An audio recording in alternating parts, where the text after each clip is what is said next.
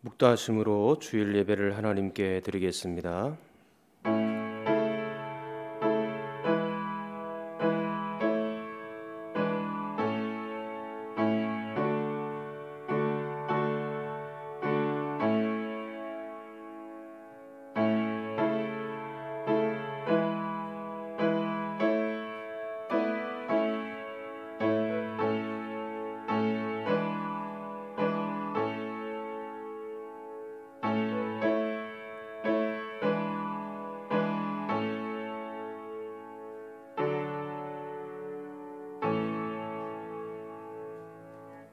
찬송가 1장 함께 찬송하겠습니다.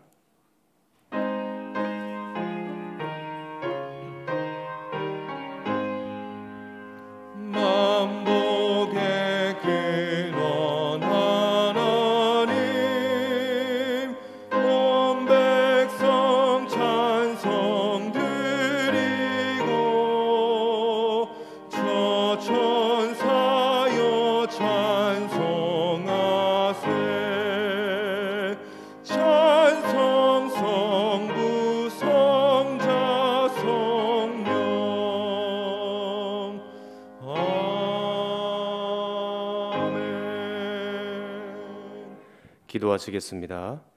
여호와는 내게 복을 주시고 너를 지키시기를 원하며 여호와는 그의 얼굴을 내게 비추사 은혜 베푸시기를 원하며 여호와는 그 얼굴을 내게로 향하여 드사 평강 주시기를 원하노라. 아멘.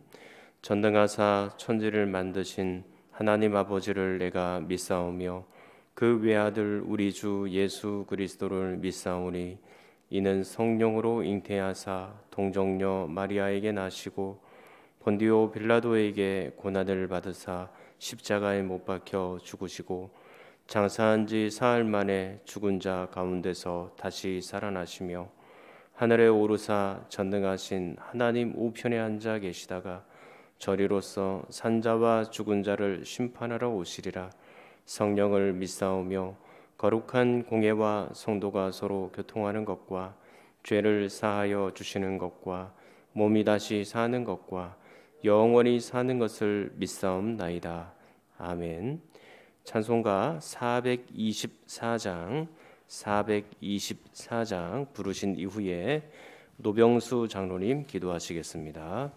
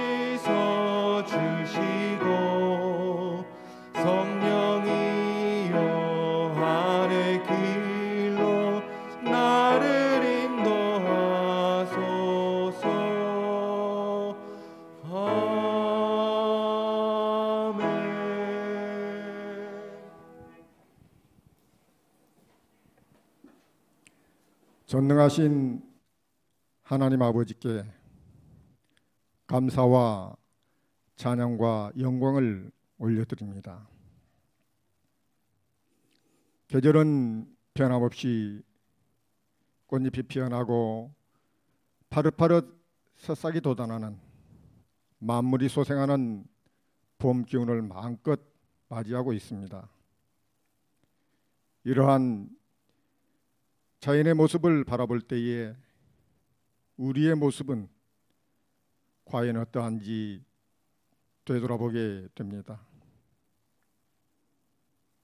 변화되지 않는 옛적 모습 그대로 살아가고 있으며 죄인된 모습 그대로 어둠의 길에서 방황하고 있는 모습 속에 서 있는 모습임을 바라보게 됩니다. 구별된 성도의 모습이 되어야 하는데 그저 부끄러운 모습을 뿐임을 고백하며 긍휼과 용서를 바랄 뿐입니다. 하나님 아버지, 1년여 시간이 지났지만 코로나19 바이러스는 끝을 기약할 수 없는 모습으로 자꾸자꾸 변이 되득하고 새로운 모습으로 전파되어서 2차 대확산을 보일 조짐마저 이렇게 우려를 나타내고 있는 현실입니다. 하나님 아버지, 어찌할 수 없는 연약한 우리를 불쌍히 여겨 주시옵소서. 긍휼히 여겨 주시옵소서. 빠르게 일상이 회복되어지도록 은혜를 더하여 주시옵소서. 하나님 아버지, 영적으로 갈급한 심령들이지만 몸된 재단에 마음껏 나올 수가 없습니다. 참으로 안타까운 마음이지만 우리는 지금도 온라인 공예배를 통하여 주님을 만나야만 합니다. 비록 온라인 공예배를 드리지만 몸과 마음을 잘 정돈하고 정성껏 예배하는 이 시간이 되어지도록 인도하여 주시옵소서. 참으로 어려운 시국입니다. 그럼에도 복음의 열정으로 세계 곳곳에서 선교하시는 우리 선교사님들을 기억하여 주시옵소서. 선교사님들에게 힘과 능력을 더하여 주시옵소서. 또한 함께하는 그 가족들에게도 건강과 평안을 허락하여 주시옵소서.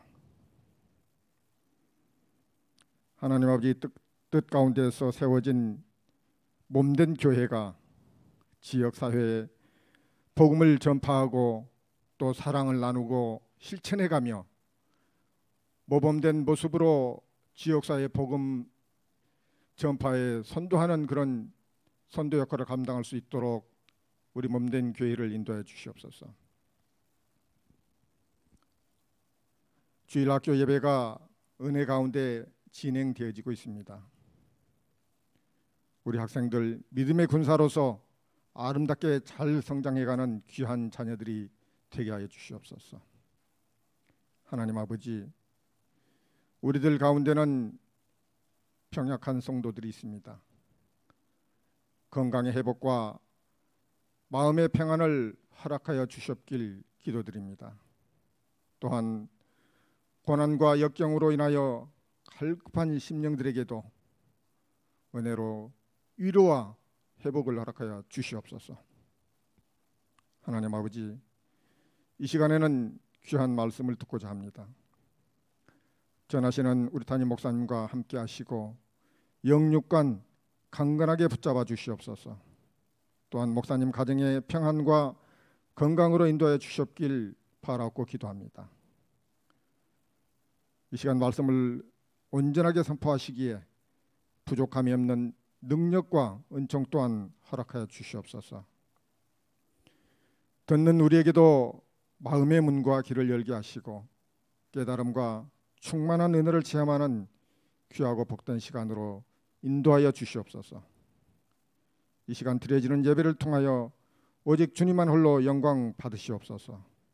이 모든 간구를 예수 그리스도의 이름으로 기도하옵나이다. 아멘.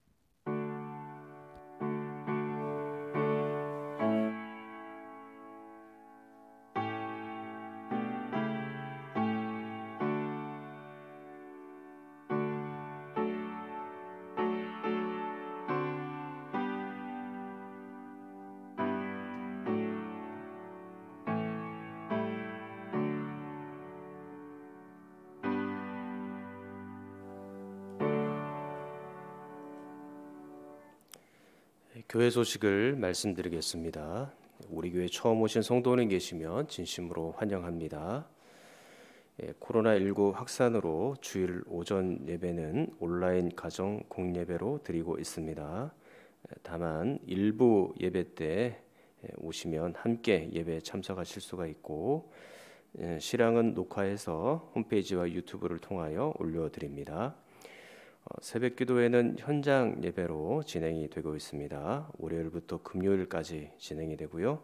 오전 4시 30분부터 6시까지입니다.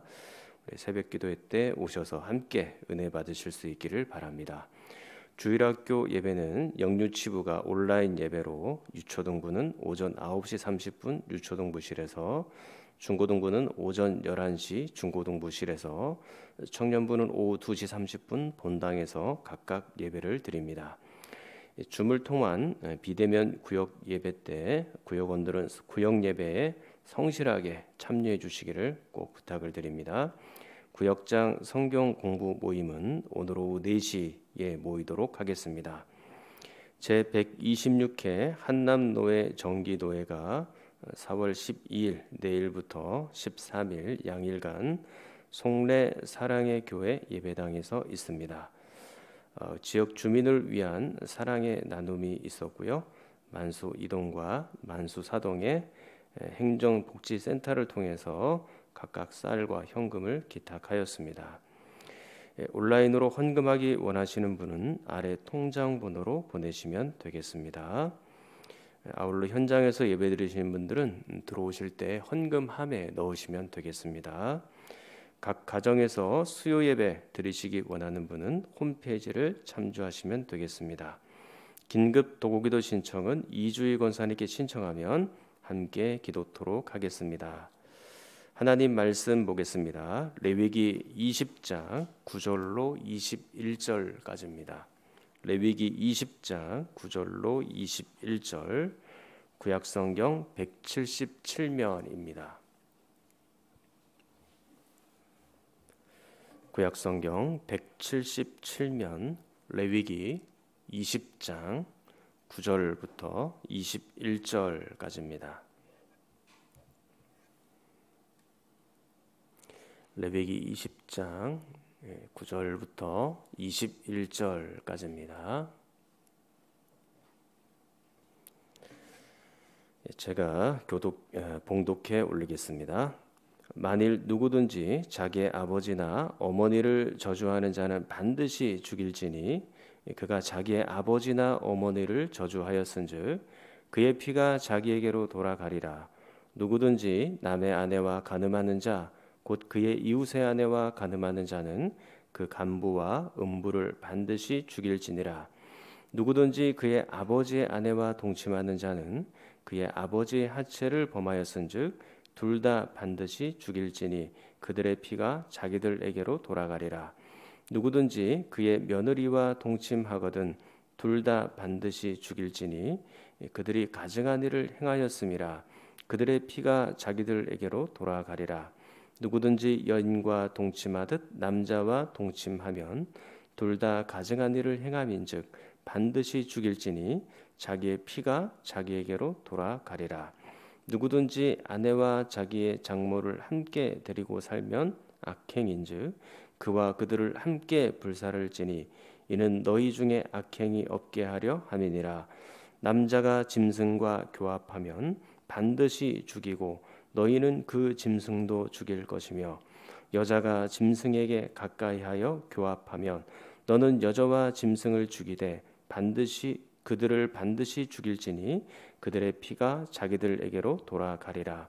누구든지 그의 자매 곧 그의 아버지의 딸이나 그의 어머니의 딸을 데려다가 그 여자의 하체를 보고 여자는 그 남자의 하체를 보면 부끄러운 일이라.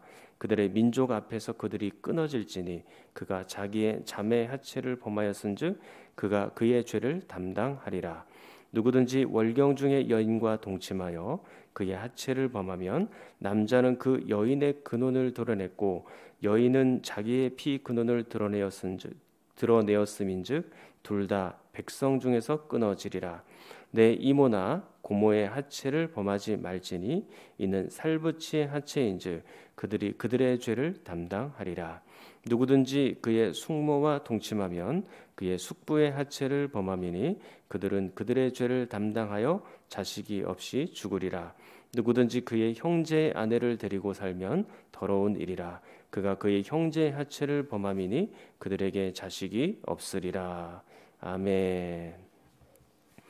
하나님 말씀으로 하나님의 임재를 경험하는 여러분이 되시기를 축원합니다.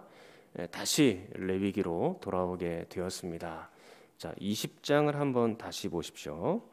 자, 20장은 십계명이라는 주제로 단락을 구분할 수 있다 그렇게 말씀을 드렸죠. 1절부터 8절까지는 몇 계명인가요? 2계명이라고 말씀을 드렸습니다. 그리고 9절 말씀은 몇 계명입니까? 5계명이죠. 그리고 10절부터 21절까지는 몇 계명입니까? 7계명, 간음하지 말라라는 계명인 것이죠. 그리고 22절부터 27절까지는 20장 전체의 마무리 단락인데 27절에 보시면 어떤 계명이 나옵니까? 제2계명의 확장판이 나오고 있죠. 그러니까 2계명, 5계명, 7계명, 다시 2계명 이렇게 10계명으로 단락을 구분할 수 있습니다. 우리는 지지난 주일에 첫 번째 단락 1절부터 8절까지를 보았고요. 오늘은 9절부터 21절까지 두 번째, 세 번째 단락을 보려고 하는 겁니다. 자, 먼저 두 번째 단락 9절 말씀을 보겠습니다. 자, 9절 말씀을 같이 읽겠습니다. 시작.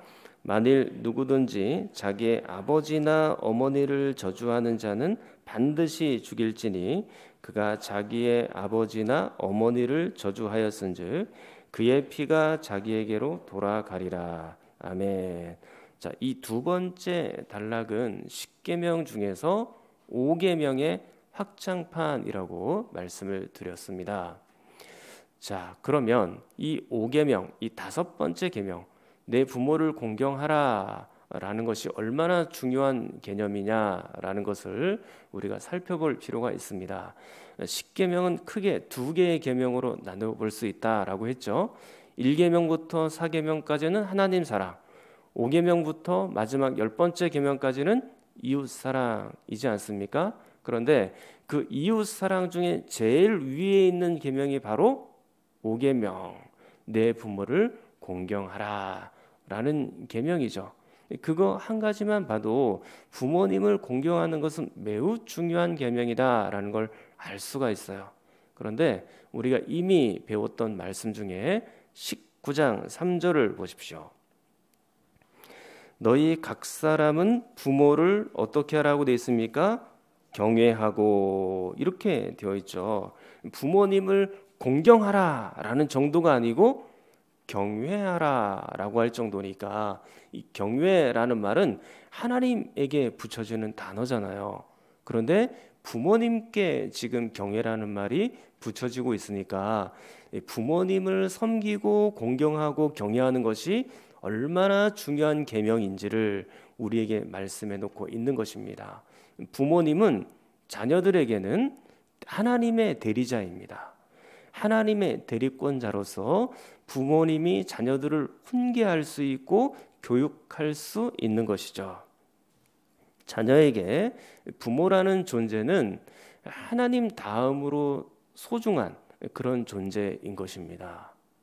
그러나 오늘에는 부모의 권위가 참으로 많이 떨어져 있죠. 그래서 이 부모님이 자녀들을 대하면서 쩔쩔매는 경우들이 얼마나 많습니까? 영유치부이기 때문에 쩔쩔매고 또 조금 자라서 중고등부 아이들이 되면 중등부 때는 애들의 눈에서 눈빛이 레이저가 나오니까 그때 역시 또 쩔쩔매고 또 청년 시절이 됐으면 이젠 다 컸으니까 쩔쩔매고 이제 결혼을 하고 나면 또 며느리 눈치, 사위 눈치 봐야 하니까 또 쩔쩔매고 손주를 봐주면서도 그렇게 쩔쩔매는 그런 경우들이 꽤 많더라고요. 어떤 때 보면 부모님들이 참 서글프다, 그런 생각이 들 때도 있습니다. 여러분들이 자녀라면 우리 부모님들이 그런 느낌을 받지 않도록 해주십시오. 성경에 있는 것처럼 자녀가 부모를 경외하거나 공경하는 것은 마땅한 의무이고 당연히 해야 되는 일이다라는 거죠.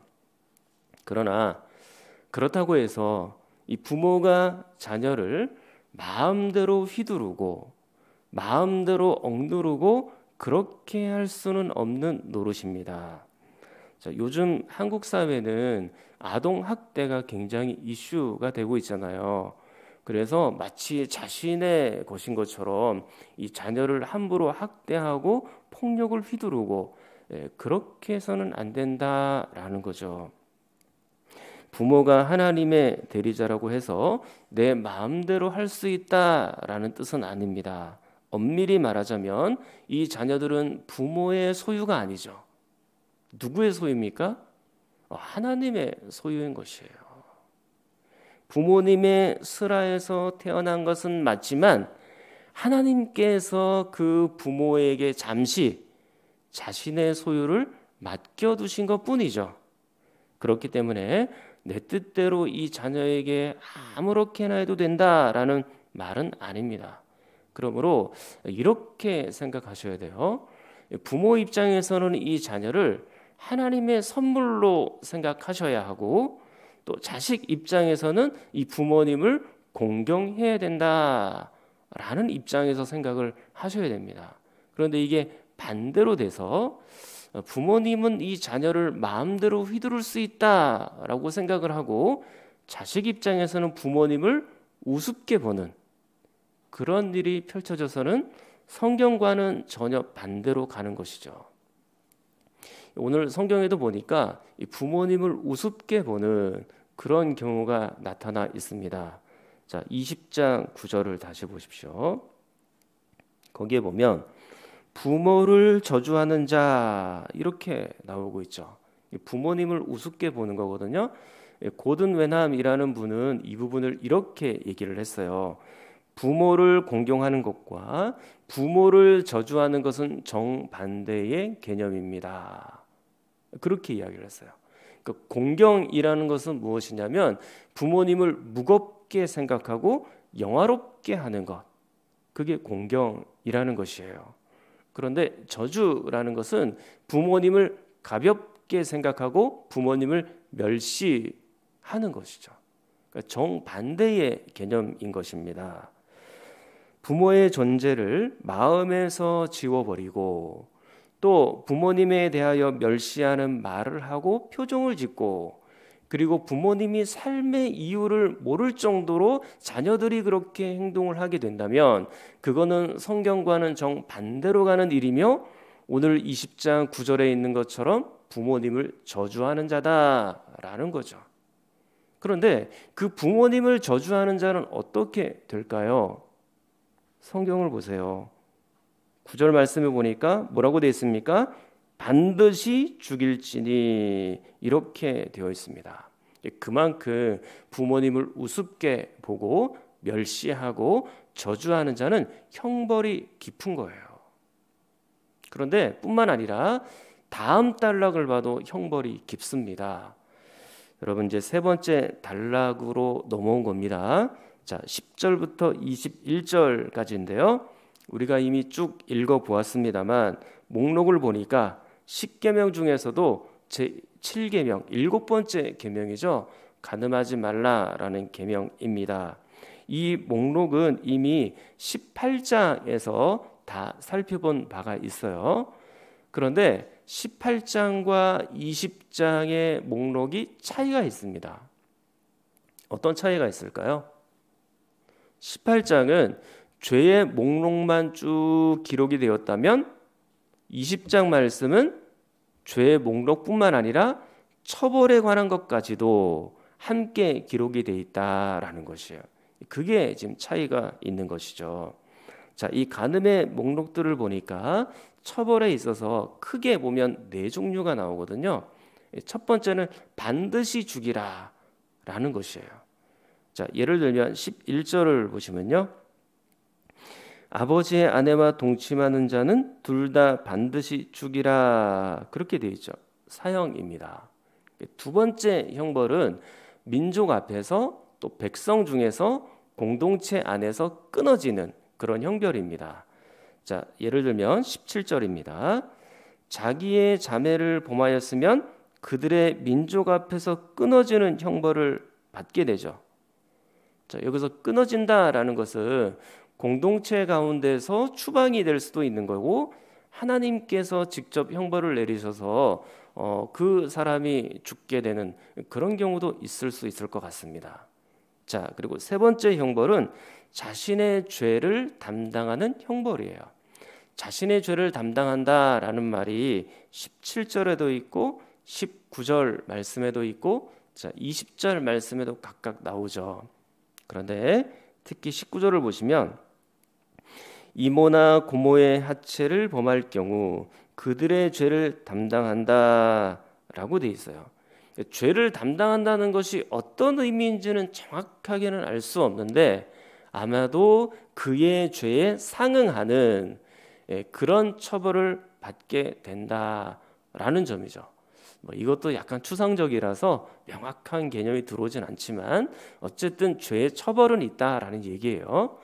자, 네 번째 형벌은요, 자식이 없이 죽는 형벌입니다. 자, 20절을 보십시오. 숙모와 동침을 했다든지, 그리고 21절에 형제 아내를 범하는 경우에는 자식이 없이 죽는 형벌에 이르게 됩니다. 고대에서 자식이 없다는 것은 하나님의 저주로 인식이 됐거든요. 자, 실제로 예레미야 22장 30절 말씀에 보면 이렇게 되어 있습니다. 자, 같이 읽어보겠습니다. 여호와께서 이와 같이 말씀하시니라. 너희는 이 사람이 자식이 없겠고 그의 평생 동안 형통하지 못할 자라 기록하라. 이는 그의 자손 중 형통하여 다윗의 왕 위에 앉아 유다를 다스릴 사람이 다시는 없을 것임이라 하시니라. 아멘. 자, 이 말씀은 유다의 여호야김 왕에게 하신 말씀이거든요. 근데 여호야김 하면 하나님을 무시하고 하나님의 말씀대로 따르지 않았던 대표적인 왕 가운데 한 명입니다. 그런데 이 왕에게 하나님께서 지금 어떤 조치를 취하고 계십니까? 이 사람이 자식이 없겠고, 이렇게 지금 말씀하고 있잖아요. 그러니까 하나님의 저주인 것이죠. 자, 이렇게 간음을 하는 자에게는 네 종류의, 크게 보면 네 종류의 형벌이 기다리고 있습니다. 18장과 20장이 비슷한 목록이지만 20장에서는 뭐가 더 추가가 되고 있다고요? 처벌에 관한 규정이 또 추가가 되고 있는 것입니다. 물론 구약의 이러한 처벌이 오늘날에도 문자적으로 그대로 적용이 될 수 있는 것은 아니에요. 자, 지금 부모님을 잘 공경하지 못했다 그래서 반드시 죽이고, 그리고 또 간음을 했다 그래서 바로 사형에 처하고, 이런 일들이 문자적으로 그대로 일어날 수는 없는 거겠죠. 자, 또한 오늘날에는 이런저런 이유로 자식이 없는 경우들이 꽤 있지 않습니까? 그런 것을 하나님의 저주라고 말하면 안 되는 것입니다. 자, 이러한 율법들은 시민법이기 때문에, 즉 고대의 이스라엘에게만 문자적으로 적용되는 법이기 때문에 오늘날에도 똑같이 문자적으로 시행을 하면 안 되는 그런 측면이 있기는 해요. 다만 오늘날에도 그 징계의 의미를 깊이 되새겨볼 의미는 충분하다라는 것입니다. 한 나라에도 법이 있는 것처럼 교회 안에도 법이 있어요. 자, 우리 교회가 속한 교단은 어디죠? 대한예수교 장로회 중에서도 합동교단입니다. 그러니까 총신대학교 또 총신대학원, 거기 신학교에 졸업한 분들, 그런 분들이 이제 합동 교단에 속해서 나와서 목회자가 되거든요. 그런데 그 합동 교단 안에 헌법이 있어요. 헌법이. 그리고 노회에 가면 규칙이 있습니다. 자, 우리나라에도 헌법이 있고 법률이 있고 그런 것처럼 이 총회 안에도 헌법이 있고 또 노회에도 규칙, 법률 이런 것들이 존재해 있단 말이에요. 근데 만약에 나라에서 법을 어기면 어떻게 돼요? 처벌을 하고 형벌이 있잖아요. 그런 것처럼 이 총회에 있는 헌법, 이 규칙, 또 노회의 규칙 뭐 이런 것들을 잘 따라줘야 되거든요. 만약에 그렇지 않게 되면 이 처벌이 있는 것입니다. 그것을 권징이라고 하는 것입니다. 이 권징이요, 원래는 권선징악이거든요. 그것을 줄여서 권징이라고 하는 것입니다. 선은 권하고 악한 것은 징계한다. 그래서 권징, 그걸 줄여서 그렇게 딱 말을 하는 거거든요. 자, 이제 이 개교회 안에서는 당회가 그 7위회가 되거든요. 즉 권징을 할 수 있는 그런 7위회가 되는 것입니다. 당회가 뭔지는 여러분들이 아시죠? 지교회 목사와 장로님들이 함께 구성하는 것을 당회라고 합니다. 근데 그 당회는 동시에 7위회가 되는 거예요. 그러니까 권징을 할 수 있는 그런 회가 되는 것이죠. 어떤 범죄나 사안에 맞추어서 적절한 권징을 할 수도 있다라는 얘기입니다. 총회 헌법 5장 35조에 보면 이렇게 돼 있어요. 자, 여기 있는데요. 한번 눈으로 한번 따라서 한번 읽어보세요. 자, 말로는 하지 마시고 제가 읽어볼게요. 당회가 정하는 책벌은, 그러니까 권징을 말하는 거예요. 권계, 견책, 정직, 면직, 수찬정지, 제명, 출교니, 출교는 종시 회개하지 않은 자에게만 한다. 이렇게 되어 있습니다. 권계가 뭘까요? 권계. 이거는 잘 타이르는 겁니다. 쉽게 말하면. 그러면 견책은 뭘까요? 이것은 책망하는 것입니다. 그러니까 당회에서 불러가지고 꾸짖는 거예요. 책망하는 거예요. 타일러도 말을 안 들으니까. 자, 그 다음에는 정직이라는 것이 있죠. 그 사람의 직분, 신분은 유지가 되지만 그 사람이 맡고 있는 모든 일에서는 전부 정직을 하는 거예요. 그냥 멈추는 거죠. 못하는 거죠. 그 다음에는 면직이 있죠. 그 사람의 직분까지도 박탈하는 것을 면직이라고 하는 겁니다. 자, 그 다음에 뭐가 있습니까? 수찬정지가 나오죠. 수찬이라는 것은 성찬을 받다라는 얘기거든요. 근데 그것을 정지시키는 것이니까 예수님께서 우리에게 명령하신 그 떡과 잔을 먹지 못하도록 하는 거예요. 그것을 수찬정지라고 하는 겁니다. 그 다음에 뭐가 나오죠? 제명이라는 것이 나오는데 교회의 명부에서 지워버리는 거예요. 제명입니다. 그리고 마지막에는 뭐가 나옵니까? 출교. 그건 교회에서 쫓아낸다라는 그런 뜻입니다. 이건 최후에 하는 일이죠. 근데 이 권징들을 보면서 여러분들은 아마 교회가 너무 매정하다, 사랑도 없다, 너무 성도들을 옥죄고 또 곤란하게 만드는 것 아니냐 이렇게 생각할 수도 있습니다만 권징에는 목적이 있습니다. 목적이. 자, 어떤 목적이 있을까요? 우리가 총회 헌법을 이왕 살펴봤으니까 총회 헌법을 좀 더 살펴보도록 할게요. 권징조례, 총회 헌법에서 보면 권징조례 제1장 총론 2조입니다. 자, 이번에는 같이 한번 읽어볼게요. 시작. 권징의 목적은 진리를 보호하며 그리스도의 권병과 존용을 권고하게 하며 악행을 제거하고 교회를 정결하게 하며 덕을 세우고 범죄한 자의 신령적 유익을 도모하는 것이다. 자, 이렇게 되어 있습니다. 아멘할 필요는 없어요. 자, 권징의 목적을 보면 제가 6개로 나누어서 보도록 할게요. 물론 이 문장의 구성에 따라서 3개로 볼 수도 있고 4개로 볼 수도 있고 그렇긴 한데 저는 그냥 좀 더 세부적으로 나누어서 그냥 아예 6개로 제가 설명을 해 드리는 것입니다. 자, 지금부터 총회 헌법에 나온 그 권증의 목적 6가지를 하나하나 조금 짚어보도록 할게요. 자, 첫 번째 권증의 목적은 뭐라고 되어 있습니까? 그렇죠. 진리를 보호하는 일인 것이죠. 자, 성경을 한번 보도록 할게요. 요한계시록 2장 14절로 15절.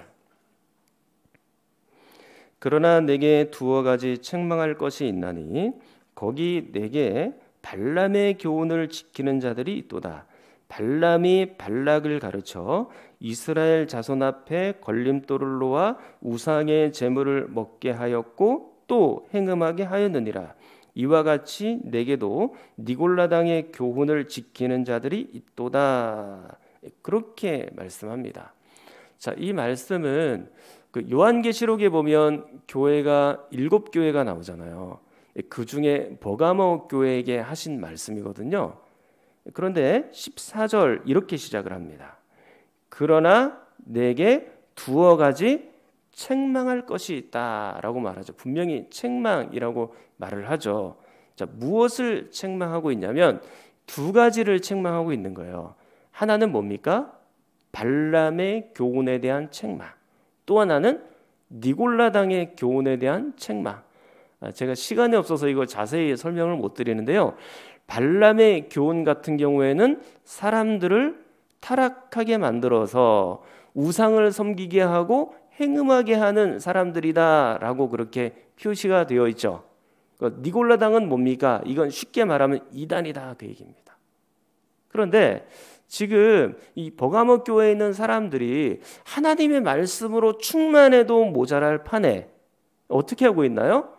발람의 교훈과 니골라당의 교훈을 따르고 있는 거예요. 그러니까 이단의 교훈들, 또 행음하는 교훈들, 우상 숭배를 하도록 하는 것, 자신의 욕심에 따라 욕망에 따라 움직이도록 하는 이런 교훈들을 지키는 사람들이 있다라는 얘기입니다. 자, 그러면 진리를 보호하기 위하여 어떻게 해야 되는 거예요? 그 사람들에게 권징을 하고 징계를 해야 된다라는 얘기죠. 적극적으로 대처를 해야 되는 겁니다. 예를 들면 우리 교회에 신천지와 같은 이단이 발견이 됐어요. 그럼 어떻게 해야 될까요? 그거는 볼 것도 없습니다. 바로 7번째 단계인 출교로 가야 되는 것입니다. 이단은 그냥 두고 볼 수 없는 것이에요. 바로 출교예요. 종래 끝까지 회개하지 않으면 출교입니다. 우리 교회 당회는 외부에서 성경 공부를 한다든지, 특히 보고를 하지 않고 외부에서 성경 공부를 하고 온다든지 하면 그것은 강력하게 대처하기로 제가 우리 교회에 부임하면서 얼마 지나지 않아 그 조항을 장로님들과 함께 만들었어요. 그래서 여러분들이 웬만하면 밖에 나가서 성경 공부하고 또 다른 목사님 밑에서 배워오지 않기를 바랍니다. 우리 교회가 잘한다라는 그런 의미가 아니고 세상에 있는 바깥에 있는 것들이 이상한 게 너무나 많기 때문에 여러분들을 보호하기 위해서 그렇게 하는 거예요. 여러분들을 보호하기 위해서. 그러니까 여러분들이 어디를 가셔서 뭔가 배우려고 하시면 그때는 반드시 교육자나 장로님들에게 신고하시고 가셔야 돼요. 그냥 가시면 안 돼요. 그런 일들이 벌어지면 제 마음도 아프지만 강력하게 징계의 대상이 될 수도 있다라는 것을 여러분들이 아셔야 됩니다. 진리도 보호하고 여러분들도 보호해야 하기 때문에 그런 거예요. 요즘에 혹시 여러분들에게 1대1로 성경 공부하자 그런 사람들이 주변에 있습니까? 우리 교회 교인들 안에. 혹시 그런 분들이 있으시면 바로 어떻게 해야 돼요? 신고해야 돼요. 밖에 나가서 그러면 성경 공부 같이 하자. 커피숍이나 이런 데서 성경 공부하자. 이분들이 이게 얼마나 교묘하냐면 커피숍으로 그냥 교제하자 그래서 밖에 나가서 같이 커피를 마셨어요. 근데 딱 두 사람이 얘기하고 있는데 어떤 사람이 지나가요. 그러면서 이 사람이 벌떡 일어나더니만 선교사님 안녕하십니까? 오랜만에 뵙네요. 다 짜고 그렇게 하는 거예요. 이 선교사님하고. 선교사도 아니죠. 그러니까 그분하고 같이 한참 앉아서 교제하고 얘기하고 하다 보니까 뭔가 좀 이상하네. 알고 보니까 그 선교사가 신천지에 소속이 돼 있는 거예요.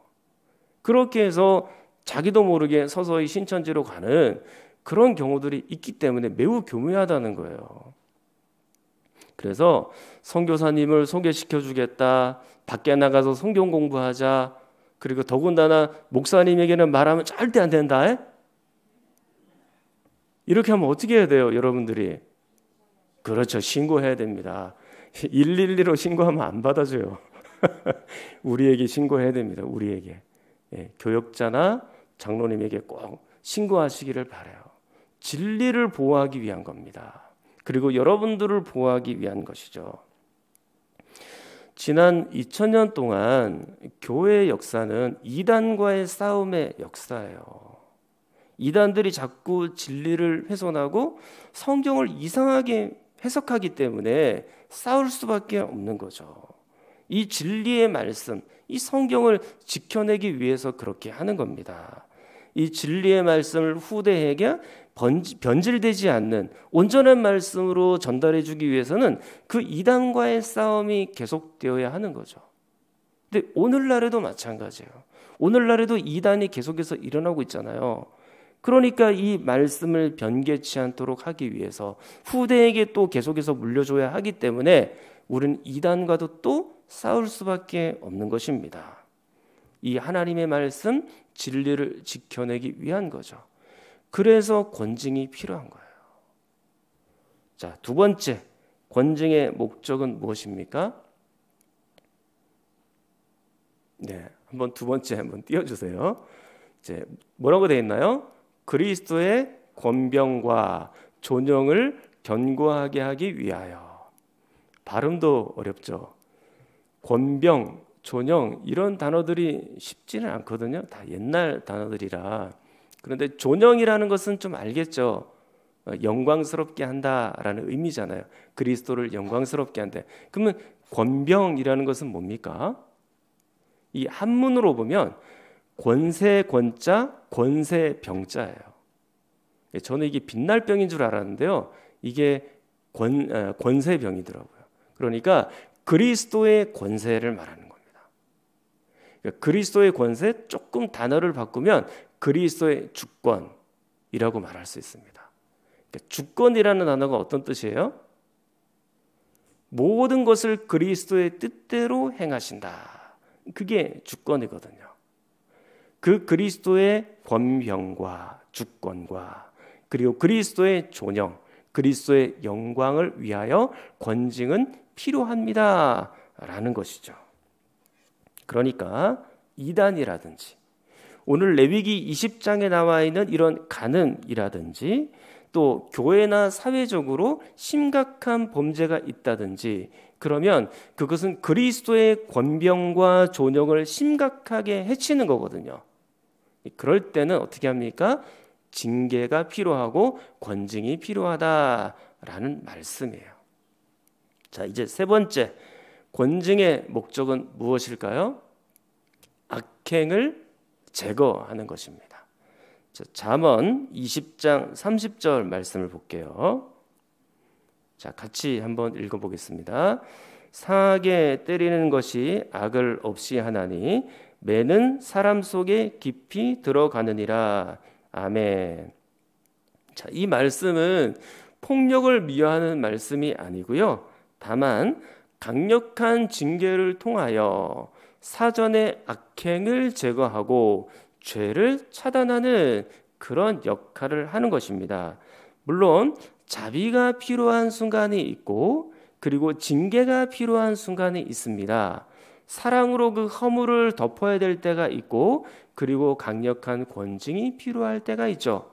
그래서 이 두 가지를 함께 병행을 해서 양떼를 인도해 가야 바른 길로 인도해 갈 수 있는 것입니다. 자, 오늘날은 대체로 교회가 사랑의 법을 많이 따르려고 하죠.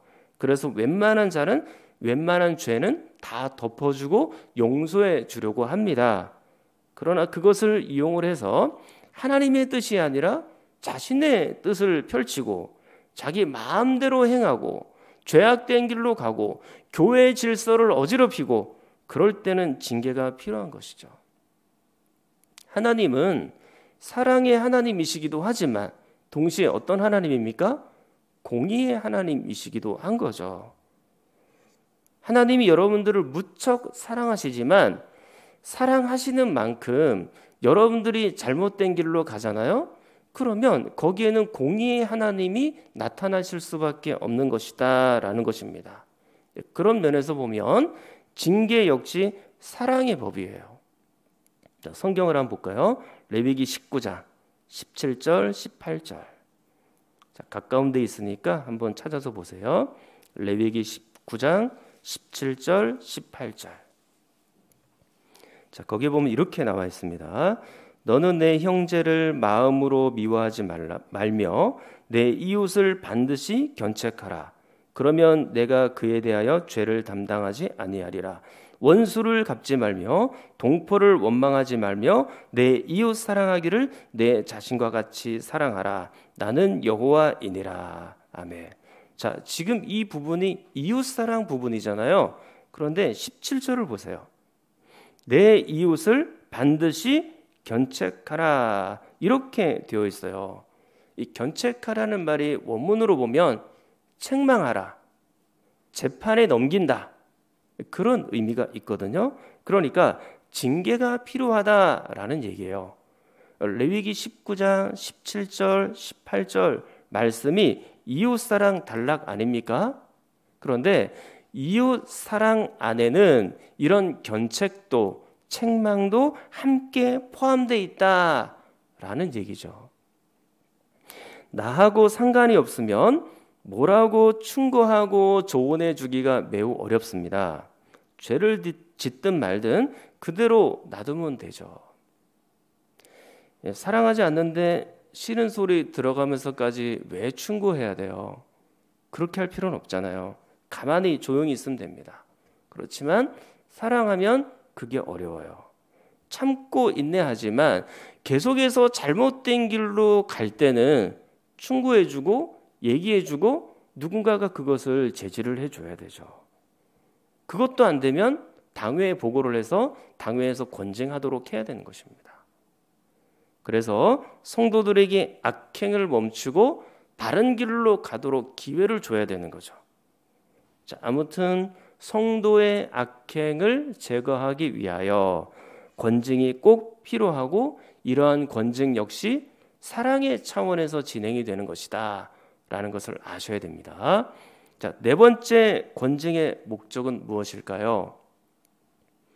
교회를 정결하게 하기 위하여, 그러니까 교회의 거룩함을 지키기 위하여 권징을 하는 거예요.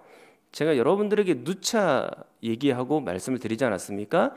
여러분 한 사람 한 사람의 범죄는 교회 공동체 전체에 영향을 미치는 거예요.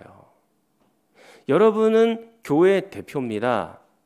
그러니까 저만 교회가 대표가 아니고 장로님만 교회가 대표가 아니고요. 여러분 한 명 한 명이 교회의 대표이고 교회 그 자체예요.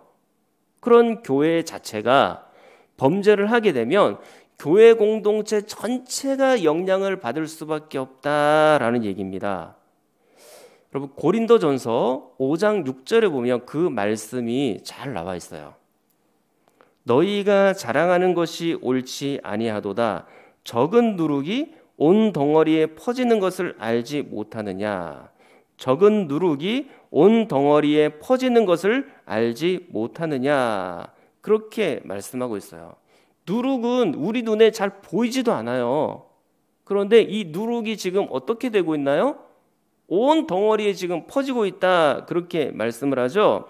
그러니까 여러분 한 사람의 그 범죄가 온 교회 공동체 안에 퍼질 수 있다는 거예요.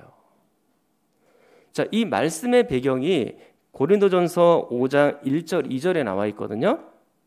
자, 1절 2절을 보면 이렇게 되어 있습니다. 너희 중에 심지어 음행이 있다 함을 들으니 그런 음행은 이방인 중에서도 없는 것이라. 누가 그 아버지의 아내를 취하였다 하는도다. 그리하고도 너희가 오히려 교만하여져서 어찌하여 통한이 여기지 아니하고 그 일 행한 자를 너희 중에서 쫓아내지 아니하였느냐 라고 말씀해요. 그러니까 고린도 교회 안에 음행이 들어왔습니다. 이방인들도 행하지 않는 그런 음행이었죠.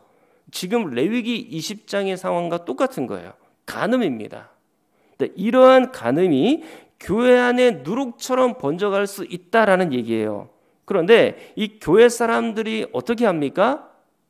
교만하여졌고 통한이 여기지도 않고 그 사람을 쫓아내지도 출교하지도 않은 그런 상태입니다. 아무런 징계도 없는 거죠.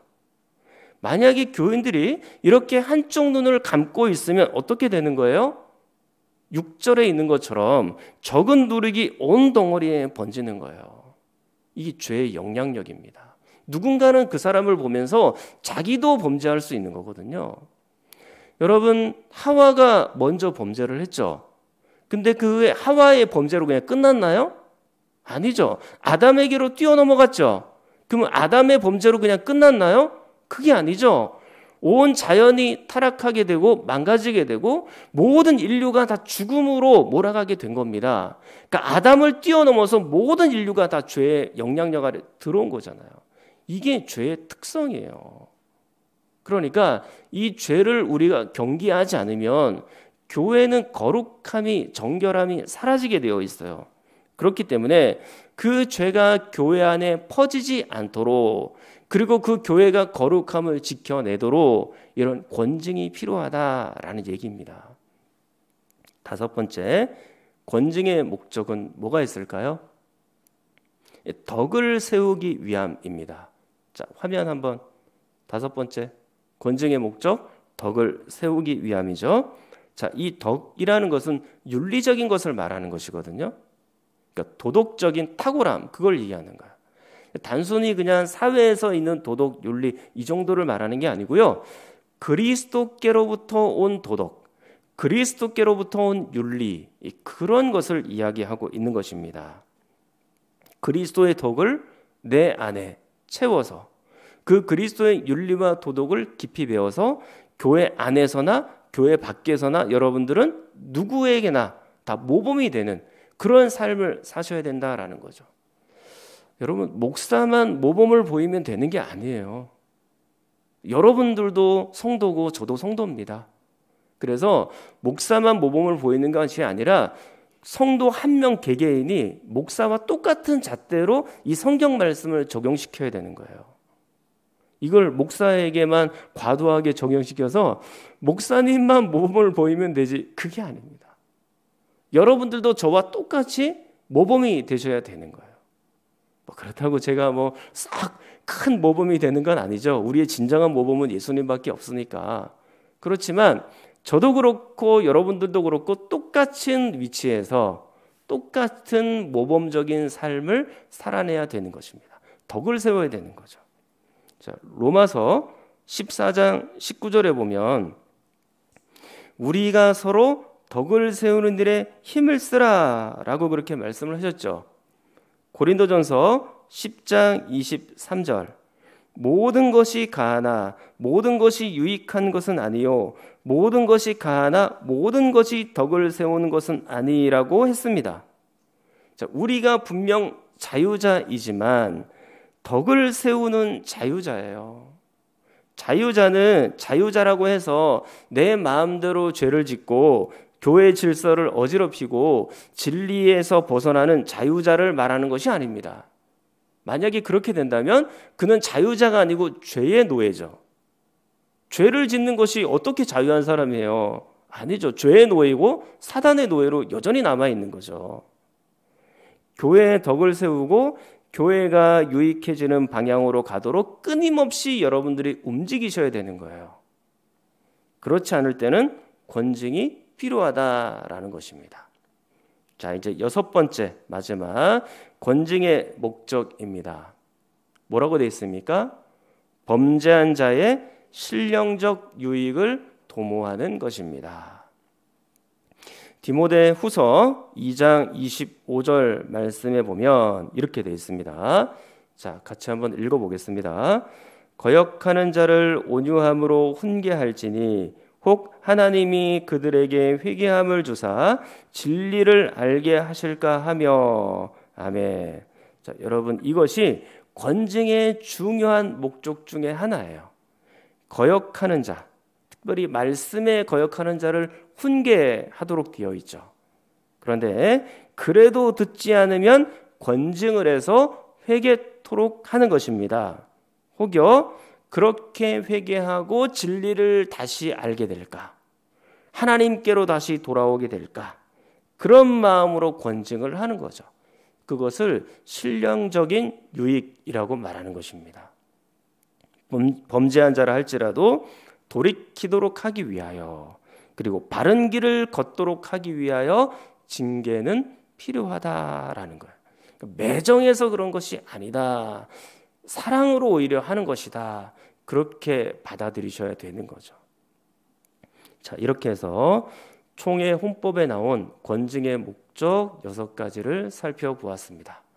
자, 이제 말씀을 정리하도록 할게요. 자, 레위기 20장 1절부터 8절은 10계명 중에 크게 보면 어떤 계명입니까? 하나님을 사랑하라, 이 계명에 관한 것이죠. 그리고 9절부터 21절, 오늘 본문은 10계명 중에서 5계명, 7계명이 나와 있지만 이것은 이웃사랑이라고 말씀을 드렸습니다. 그리고 우리는 이 과정에서 죄에 대한 처벌, 권징을 살펴본 거죠. 그러니까 무시무시한 처벌들이 구약 성경에는 기다리고 있었죠. 오늘날에도 이러한 권징이 있을 수 있습니다. 구약에는 처벌처럼 사형 그런 것은 아니지만 7개 책벌을 우리가 이미 살펴보았어요. 그리고 그 권징의 목적, 총회 헌법에 나와 있는 권징의 목적은 무엇이었나요? 자, 한번 권징조례 화면으로 아까 한번 보여주십시오. 자, 헌법에 나와 있는 권징조례. 자, 6개 권징의 목적. 좋습니다. 자, 이것을 한번 같이 읽어보도록 할게요. 권징의 목적은 진리를 보호하며 그리스도의 권병과 존용을 견고하게 하며 악행을 제거하고 교회를 정결하게 하며 덕을 세우고 범죄한 자의 신령적 유익을 도모하는 것이다. 이렇게 되어 있습니다. 아멘 안 하셔도 돼요. 이거는 헌법이니까 말씀이 아니잖아요. 자, 그런데 어쨌든 우리가 이 권징의 목적들을 살펴보면서 아마 여러분들이 이게 굉장히 이제 익숙해져 있는 문장이 될 것 같아요. 한 2, 3년 지나면 또 잊어버릴 수 있지만 그때쯤 되면 제가 한 번 더 반복하면서 얘기해 드릴 수가 있으니까, 사랑하는 성도 여러분, 교회에는 권징이 필요합니다. 그게 교회의 특성 중 하나입니다. 그런데 제가 간절히 바라고 원하기는, 정말 저는 간절히 원하고 있어요. 이런 권징이 사용되지 않기를 바랍니다. 제가 우리 교회에서 목회하고 있는 동안, 그리고 앞으로도 우리 교회 안에는 이런 권징이 없었으면 좋겠다라는 얘기입니다. 무슨 의미겠어요? 여러분들이 이단에 빠지거나 심각한 범죄로 들어가는 일이 없기를 바라는 거죠. 그리고 하나님의 말씀 가운데만 딱 서서 이 하나님의 말씀에 견고하게 서서 하나님의 영광만 빛내는 성도들이 되시기를 간절히 축원합니다. 우리 함께 기도하겠습니다. 하나님 아버지, 부모를 공경하며 간음하지 않으며 하나님의 말씀대로 십계명대로 살게 하여 주시옵소서. 하나님의 진노와 징계를 받기 전 오직 진리 안에서만 말하고 진리 안에서만 행하는 성도들이 되게 하여 주시옵소서. 몸과 마음이 아픈 성도들을 위하여 코로나19 확산되지 않고 현장 예배 열려질 수 있도록, 교회 학교 예배를 위하여, 우리 청년들의 진로를 위하여 북녘 땅에도 복음이 전해지도록 우리 선교사님, 우리 도성우 선교사님이 그곳에서 이제 14일간의 자가격리를 마치고 또 집을 얻고 해야 되는 모든 과정들을 지키시고 붙드시고 또 잘 적응하여서 훌륭한 선교 사역 감당하실 수 있도록 해달라고 두루두루 같이 기도하겠습니다. 전능하신 아버지 하나님, 은혜를 고맙고 감사합니다. 오늘 우리가 5계명과 7계명에 대하여 배웠고 함께 권징의 조례들을 배웠습니다. 이 말씀들을 잘 배우고 익히고 이 말씀대로 순종하며 살게 하여 주시옵소서. 부모님을 저주하는 자가 아니라 부모님을 공경하는 자, 부모님을 경외하기까지 하는 저희 모두가 되게 하여 주옵소서. 하나님, 이 7계명 가늠하지 말라, 이 계명을 어기지 않는 것 하나님의 말씀 가운데 들어있는 것이라.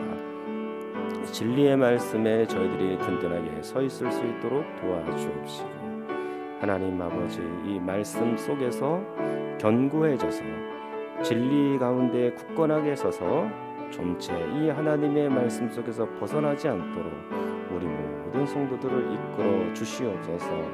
바라고 원하기는 우리 모든 성도들이 이 하나님의 말씀 성경 안에만 있기를 원합니다. 정말로 간절히 소원합니다. 권징이 없기를 바랍니다. 우리 교회는 권징이 없게 하시고 이단에 빠져가는 사람, 또 심각한 범죄 가운데 노출된 사람, 하나님의 말씀을 강제로 해방하는 사람, 교회의 질서를 완전히 어지럽히는 사람, 그런 사람들이 우리 교회 안에 있지 않도록 도와주옵시고 빨리 회개하고 하나님 앞에, 진리 앞에, 또 말씀 앞에 온전하게 설 수 있는 모든 성도들이 되도록 주님 역사하여 주시옵소서. 하나님, 몸과 마음이 아픈 분들이 있습니다. 몸의 육체의 병을 얻었고 마음의 병을 얻어서 어찌할 줄 모르는 성도들이 있사오니 하나님, 그들을 불쌍히 여겨 주옵시고 고쳐주시고 치료하여 주시옵소서. 코로나19가 더 많이 확산이 되어가는 이때, 그러나 교회는 빨리 예배당을 열고 싶고 또 많은 성도들이 모여서 예배를 드리고 싶은데 하나님, 언제쯤 그런 일들이 가능할지 우리들은 그저 하나님께 기도하는 수밖에 없고 하나님께 의탁하는 것밖에 없습니다. 하나님, 저희 교회 학교를 불쌍히 여겨 주옵시고 이 교회 학교 학생들이 교회에 나와서 예배를 드리며 말씀을 배우며 또 전도사님과 또 우리 학생들을 또 교사들이 잘 지도하고 있고 또 목사님들이 열심히 지도하는 가운데 있사오니 하나님, 그 말씀 가운데 능력이 있게 하사 우리 학생들이 또 우리 자녀들이 말씀으로 잘 성장하도록 은혜를 더하여 주시기를 간절히 소망합니다. 아버지 하나님, 우리 청년들이 앞으로 가야 되는 길들을 보여주시고 이 땅에서 우리 청년들이 얼마나 불쌍한 존재인지를 우리가 잘 압니다. 하나님, 이 청년들 직장과 또 학교와 또 여러 가지 시험 준비로 인하여 고통받고 있사오나 하나님께서 그들의 삶을 붙잡아 주시옵소서. 성실하게 살면 이 나라에서도 충분히 잘 살 수 있는 길들을 우리 청년들에게 열어 주시옵소서. 하나님, 북녘 땅에도 복음이 힘있게 전해지며 우리 도성욱 선교사님을 지켜 보호하여 주옵시고 하나님께서 은혜를 주셔서 자가격리가 끝났습니다. 안전하게 마쳤고 또 그곳에서도 안전하게 코로나19 가운데서도 건강하게 붙잡아 주옵시고 하나님 아버지께서 나머지 선교의 모든 부분들도 맡겨드리오니 하나님의 놀라운 권세 가운데 이 모든 일들을 잘 감당하여 수많은 영혼들을 살리고 하나님 나라가 확장이 되고 교회가 온전히 하나님 앞에 든든해져 갈 수 있도록 은총도 허락하여 주시옵소서.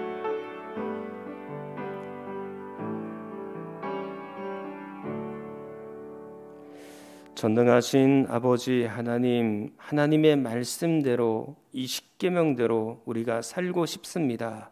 진리의 말씀 가운데, 성경 가운데 견고하게 서서 권징이 일어나지 않도록 우리 모든 성도들을 지켜 보호하여 주시옵소서. 교회 질서를 심각하게 해치는 일이나 이단 가운데 빠져가는 일이나 이 세상에서도 큰 범죄 가운데 빠지지 않게 하시고 건강한 모습으로만 하나님 앞에 영혼도 육체도 건강한 모습으로만 서 있을 수 있도록 우리 모든 성도들을 붙잡아 주시옵소서. 아버지 하나님 앞에 귀한 헌금 드리며 바칩니다. 우리의 마음도 드렸고 우리의 삶도 기쁘게 바쳤으니 하나님께서 받아 주옵시고 주님의 뜻대로 사용하여 주옵시고 하나님의 영광만 드러나게 하시며 우리 모든 성도들의 하는 삶과 가는 곳마다 하나님의 나라가 확장되어가는 놀라운 역사 있게 하여 주시옵소서. 우리 모든 가족들이 예수 그리스도를 알게 하시고 믿게 하시고 함께 예배에 참석할 수 있도록 도와주시고 그리스도와 함께 동행하는 귀한 가족들이 되도록 역사하여 주옵소서. 예수 그리스도의 이름으로 기도하옵나이다. 아멘.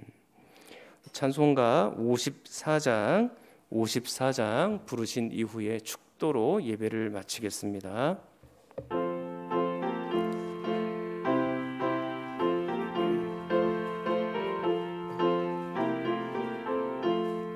주여 복을 구하오니 편히 가게 하시고 사람마다 주님으로 이기도록 하시고 광야 같은 세상에서 항상 인도하소서.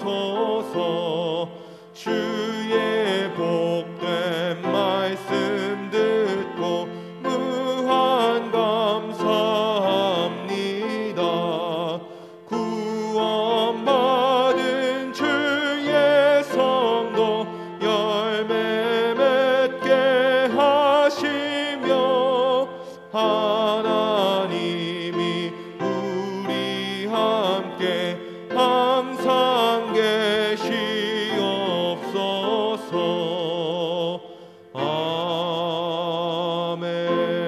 아멘.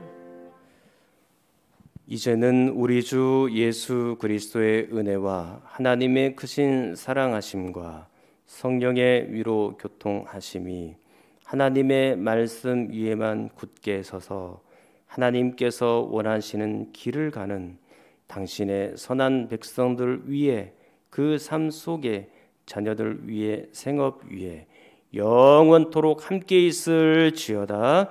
아멘.